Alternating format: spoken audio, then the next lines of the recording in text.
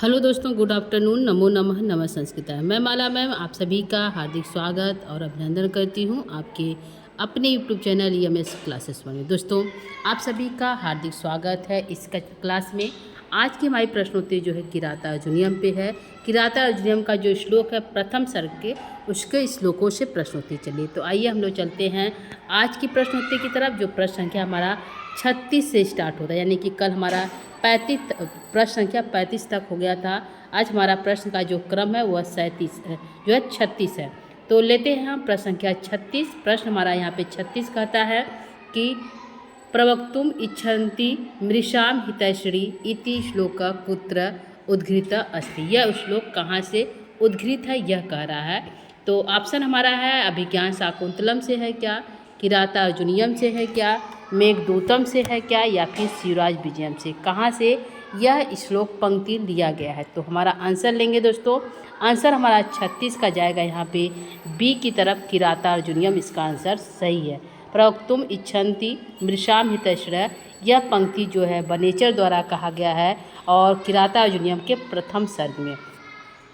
तो हमारा आंसर 36 का बी सही है। देखिए यहाँ पे आंसर भी है साथ में दोस्तों।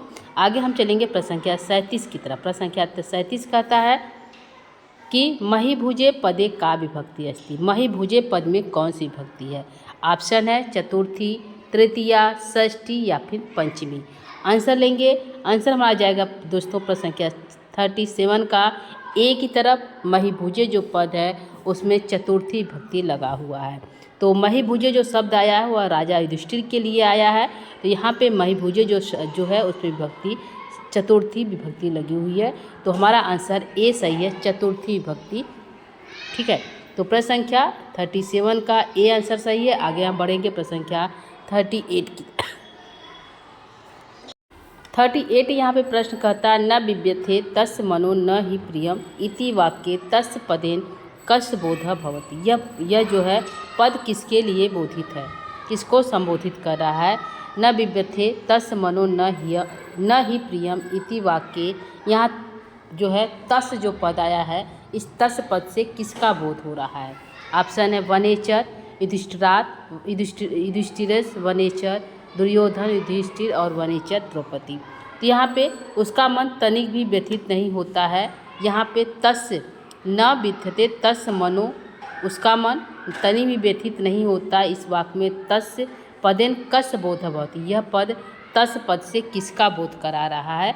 तो हमारा आंसर जाएगा वनेचर और युधिष्ठिर का बोध करा रहा है। तो तस् पद से उनका मन तनिक भी व्यथित न हो, इसमें युधिष्ठिर का बोध हो रहा है, वनेचर कह रहा है। ठीक है। तो हमारा आंसर यहाँ पे बी की तरफ जाएगा। प्रश्न संख्या जो है 38 का बी आंसर हमारा करेक्ट है। आगे हम लेंगे प्रश्न संख्या 39। प्रश्न संख्या 39 कहता है न बिभ्यथे तस् मनो न ही प्रियम इति वाक्यम कह उक्तवान। यह किसके द्वारा कहा गया है। तो यह जो सूक्ति है यह किसके द्वारा कहा गया है। नकुलः, युधिष्ठिर, अर्जुन या फिर वनेचर। तो हमारा आंसर जाएगा 39 के का आंसर यहाँ पे हमारा जो है डी सही है, वनेचर आंसर हमारा यहाँ पे सही होता है। तो यहाँ पे हमारा आंसर दोस्तों 39 का डी आंसर सही है, वनेचर। यह पंक्ति वनेचर के द्वारा प्रथम सर्ग में कहा गया है। अगला प्रश्न है महिभुजे क प्रत्यय अस्ति। यह पूछ रहा है महिभुजे पद में प्रत्यय कौन सा है। तो कि प्रत्यय लगा है क्या, क्यत है क्या, तुमुन है क्या, या केतवतु है। कौन सा प्रत्यय लगा हुआ है महिभुजे में। तो आंसर की तरफ चलते हैं दोस्तों। आंसर हमारा 40 का यानी 40 का हो जाएगा। किप प्रत्यय का प्रयोग किया गया है महिभुजे पद में। तो यहाँ पे 40 नंबर प्रश्न का जो है ए आंसर सही होता है, किप प्रत्यय लगा हुआ है। आगे प्रश्न लेंगे। प्रश्न संख्या 41 कहता है कि बिभ्यथे पदे का धातु अस्ति। करा बिभ्यथे पद में धातु कौन सा है। यत धातु है क्या, वेद धातु है क्या, बी धातु है क्या, या विव धातु। कौन सा धातु यहाँ पे लगा हुआ है 41 का। तो आंसर लेंगे 41 का। यहाँ पे हमारा आंसर जाता है दोस्तों बिभ्यथे जो पद है उसमें जो है वेद धातु का प्रयोग किया गया है। तो प्रश्न संख्या 41 का यहाँ पे हमारा आंसर जो है बी सही होता है। आगे बढ़ेंगे। प्रश्न संख्या 42 यहाँ पे क्या है दोस्तों। 42 कहता है कृत जो है प्रणाम पदे का समास अस्ति। यहाँ पे कृत प्रणाम का किया गया है तो इसमें समास क्या है। तो बहुव्रीहि समास है क्या, अव्ययी भाव है क्या, द्वंद्व है क्या, या द्विगु समास है। कौन सा समास का प्रयोग किया गया है कृत प्रणामः पद में। तो यहाँ पे वनेचर जो है राजा युधिष्ठिर को कृत प्रणाम करता है, तो वह इसमें जो है प्रणाम कर चुका है वह जिसको, तो किसको प्रणाम कर लिया युधिष्ठिर को। तो हमारा यहाँ पे समास पूछा है कौन सा है, तो समास यहाँ पे हमारा जाएगा बहुव्रीहि समास का प्रयोग किया गया है। ठीक है, तो प्रणाम किसको किया, युधिष्ठिर को प्रणाम किया, तो यहाँ पे हमारा आंसर ए सही होता है 42 प्रश्न का। तो 42 का यहाँ पे आंसर हमारा ए सही है। अगला प्रश्न लेंगे प्रश्न संख्या 43 कहता है प्रवक्तुम इच्छन्ति मृषाम हितैषिरः अस्याम पंक्तौ कः अलंकार अस्ति। अब कह रहा है कि इस पद में कौन सा अलंकार है। पहले तो किसने किससे कहा, यह उक्ति किसकी है, अब पूछ रहा है इसमें अलंकार क्या है। तो उपमा अलंकार लगा है क्या, अर्थान्यास अलंकार है क्या, यमक अलंकार है, या फिर अनुप्रास अलंकार का प्रयोग किया गया है। तो 43 का आंसर हमारा क्या होगा दोस्तों, तो 43 का आंसर यहाँ पे हमारा जाएगा बी की तरफ, अर्थान्यास अलंकार का प्रयोग किया गया, यानी 43 का यहाँ पे आंसर हमारा अर्थान्यास अलंकार है, यानी कि बी आंसर सही होता है। अगला प्रश्न है प्रश्न 44 कहता है कि हस्तिनापुरात् आगत्य वनेचर कस्मै प्रणाम कृतवान। हस्तिनापुर आकर वनेचर किसको प्रणाम करता है, युधिष्ठिर को, दुर्योधनाय को, द्रौपदी को, या अर्जुनाय को, किसको।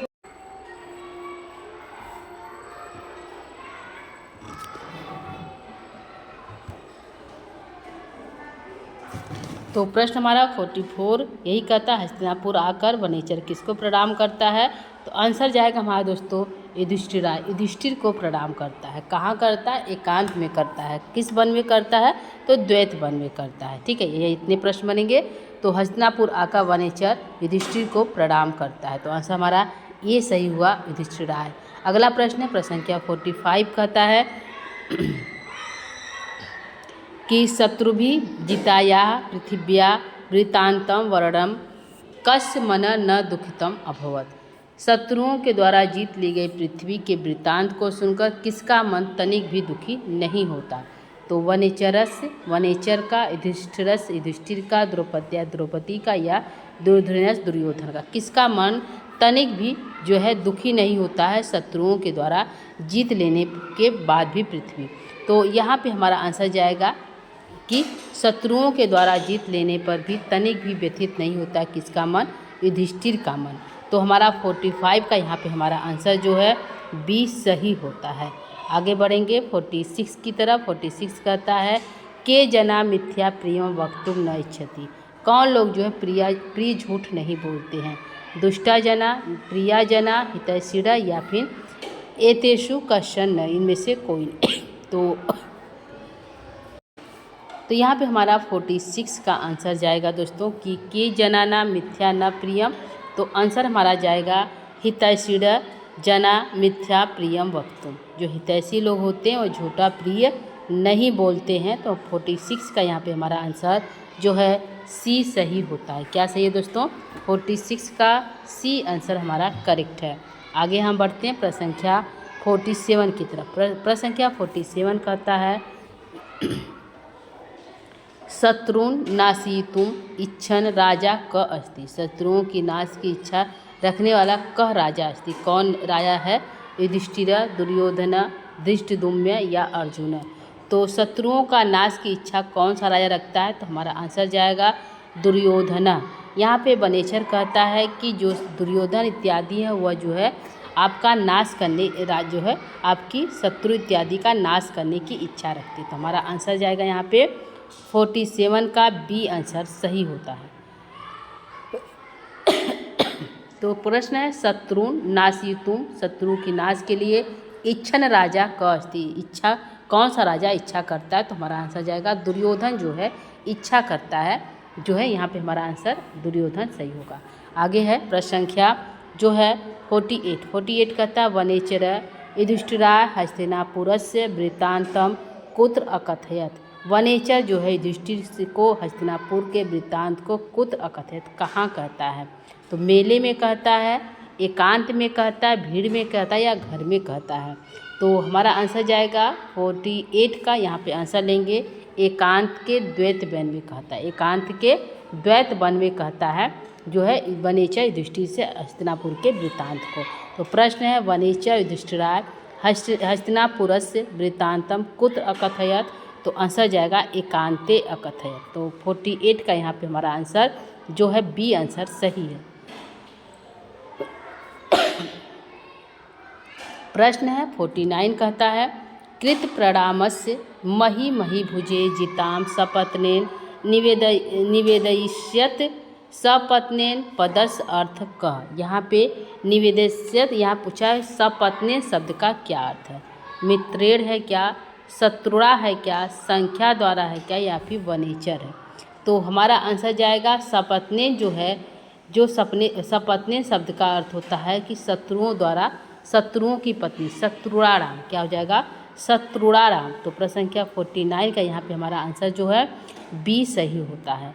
अगला प्रश्न है प्रश्न संख्या 50 कहता है प्रवक्तुम पदे उपसर्ग धातु प्रत्यय च किम। प्रवक्तुम पद में उपसर्ग धातु और प्रत्यय है, कौन सा है। प्रवच तुमुन है क्या, प्रवच क्यथ है क्या, प्रवच कतवतु है क्या, या प्रवच अनियर है। तो प्रवक्तुम में तुमुन प्रत्यय दिखाई दे रहा है दोस्तों, तो हमारा प्रवच और तुमुन प्रत्यय से बना प्रवक्तुम। प्रश्न संख्या 50 का यहाँ पे हमारा आंसर ए सही होता है। अगला प्रश्न है प्रश्न संख्या 51 कहता है प्रणाम पदे क प्रत्यय प्रवक्तु। प्रणाम जो पद है उसमें प्रत्यय कौन सा है। घई प्रत्यय है क्या, क्यथ है क्या, तुमुन है क्या, या फिर टाप है।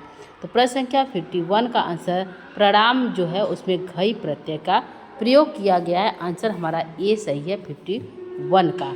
अगला प्रश्न है प्रश्न संख्या 52 कहता है मही पदस अर्थ कह। मही पद का क्या अर्थ है, यह पूछा है। पृथ्वी है, आकाश है, पाताल है, या अंतरिक्षम है, क्या है मही पद का अर्थ। तो प्रश्न संख्या 52 का यहाँ पे आंसर जाएगा जो मही पद है उसका अर्थ है पृथ्वी। मही पद से पृथ्वी का बोध होता है, तो 52 का यहाँ पे आंसर ए करेक्ट है। अगला प्रश्न है प्रश्न संख्या 53 कहता है मही भुजे शब्देन कस बोध भवति।